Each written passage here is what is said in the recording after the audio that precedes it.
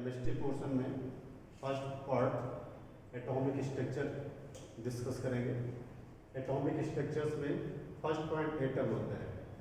Atom is the smallest part of any materials और matter is known as atom.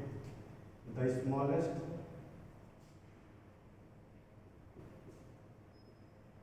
part of a portion of matter is called atom.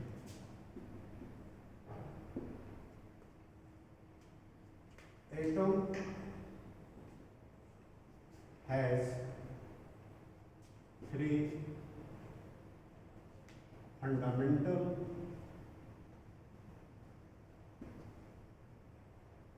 particles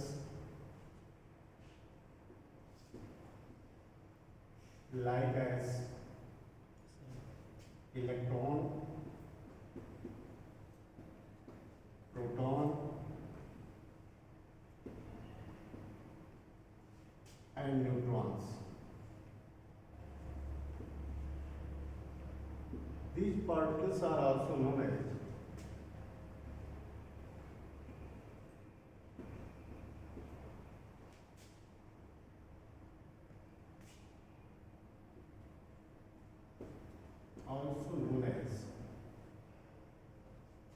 subatomic particles.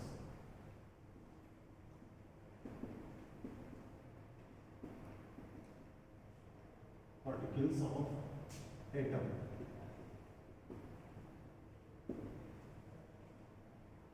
Clear हो रहा है कि किसी भी matter का जो सबसे छोटा पार्ट होगा, जितना स्मॉलेस्ट पोर्शन कर सकते हैं, उसका स्मॉलेस्ट सबसे सूक्ष्मतम भाग किसी भी मैटर का, उसी को प्रमाण करते हैं।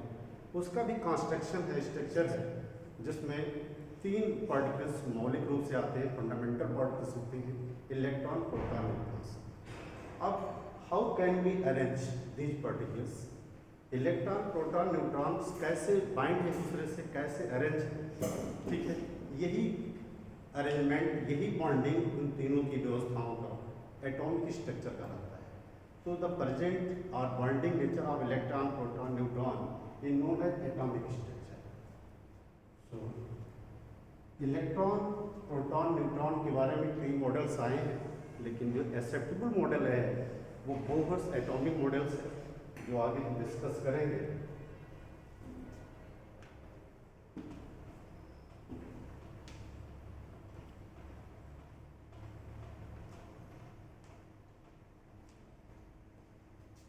यही मॉडल हम लोगों के कोर्स में भी है, यूपीसी के Bohr's model of atomic structure.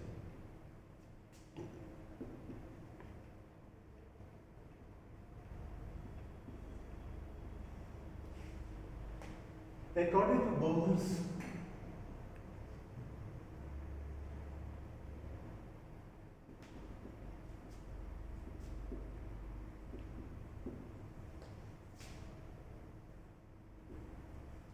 electron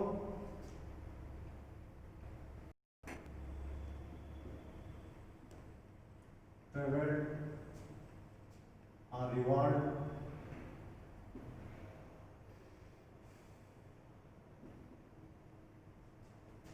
around the nucleus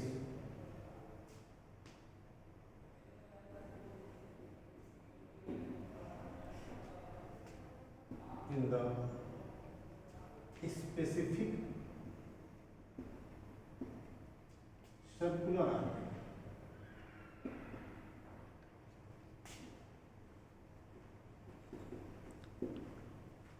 electron nucleus के चारों ओर चक्कर लगाता है।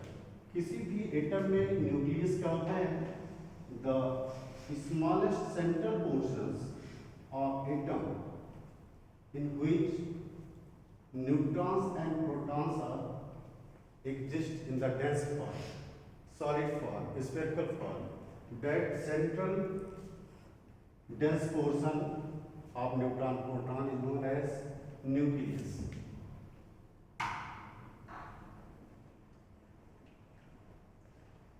बोहर्स का फर्स्ट पोस्टुलेट्स बताता है कि इलेक्ट्रॉन कैसे व्यवस्थित होता है, इलेक्ट्रॉन की व्यवस्था क्या है। न्यूट्रॉन्स के अराउंड में ये घूमता है स्पेसिफिक सर्कुलर ऑर्बिट्स। तो स्पेसिफिक सर्कुलर ऑर्बिट का मतलब क्या होता है, यहाँ पर सेकेंड पोस्टुलेट से आएगा कि जो स्पेसिफिक सर्कुलर ऑर्बिट्स होती हैं वो कौन से ऑर्बिट होते हैं। स्पेसिफिक सर्कुलर ऑर्बिट का मतलब ये हो गया कि the path of electron revolving position is fix, मतलब रेडियस जो है ये फिक्स होता है। मान लिया कि ये r1 है, इसकी डिस्टेंस r2 है। इस तरह से डिफरेंट डिफरेंट पाथ होंगे और उनके डिफरेंट डिफरेंट डिस्टेंस होंगे, but there are fixed from the nucleus and their energy is also fix. The E1 is the E2। Electron अगर ट्रेवल्स कर रहा है फर्स्ट ऑर्बिट में, स्पेसिफिक ऑर्बिट में, जिसको हम n इक्वल टू 1 कहते हैं, सेकेंड में आता है तो n इक्वल टू 2 कहते हैं, ठीक है। तो ऐसे अगर थर्ड आता है तो n इक्वल टू 3 कहेंगे, जिसको हम पहला ऑर्बिट, पहला सेल कहते हैं, प्रथम सेल, द्वितीय सेल, तृतीय सेल भी कहते हैं। और इसको जो है कुछ बुकों में K, L और MNOP के नाम से भी जाना जाता है, ठीक है। तो बोहर्स ने बताया पहली पोस्टुलेट्स में पहली विशेषता बताया कि न्यूक्लियस के चारों ओर इलेक्ट्रॉन ट्रेवल करते हैं, घूमते हैं, रिवॉल्व होते हैं। दूसरी बात यह है कि डिस्टेंस जो होती है इलेक्ट्रॉन की ऑर्बिट की, they are fix and energy also fix. The energy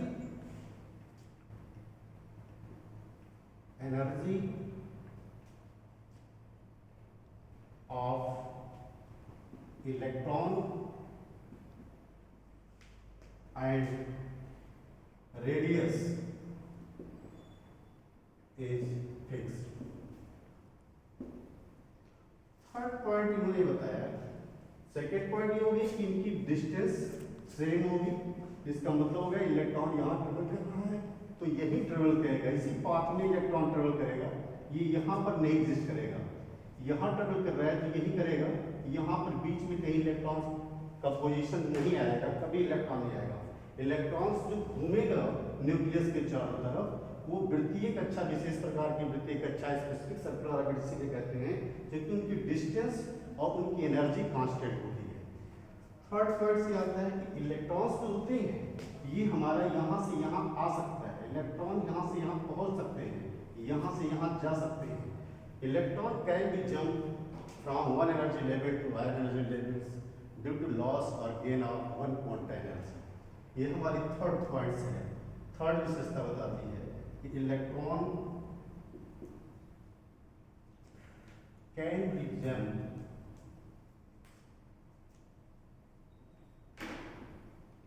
from one orbit to another orbit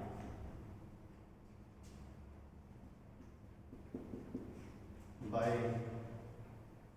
loss or gain of one quantum energy। One quantum energy की वैल्यू जो होती है वो h न्यू होता है। h is the plank constant, new is the frequency. तो ये third points हो गया। थर्ड पॉइंट्स ये हो गया। पहले पॉइंट में electron revolve around the nucleus in the specific circular orbit. Second में इलेक्ट्रॉन का position and distance and energy fix होगा।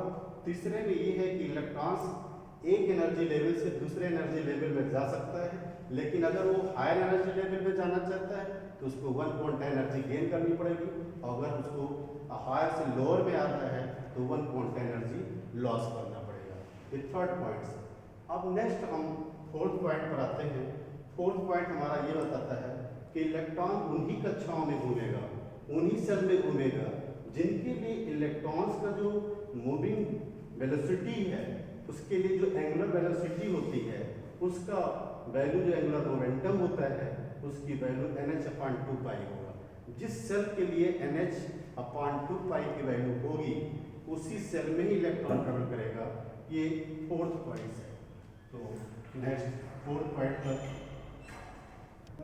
फोर्थ पॉइंट जो मैं आपको बता रहा हूँ, फोर्थ पॉइंट ये कह रहा है कि हमारा जो इलेक्ट्रॉन है ये उसी प्रकार की वृत्तीय उन्हीं वृत्तीय कक्षा में घूमेगा, विशेष प्रकार की वृत्तीय कक्षा में घूमेगा जिनके लिए कोणीय संवेग का मान NH/2 होगा। ठीक है, तो the angular momentum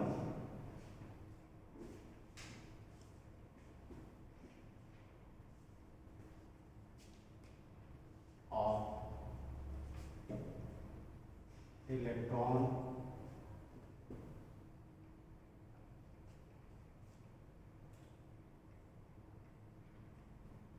is equal to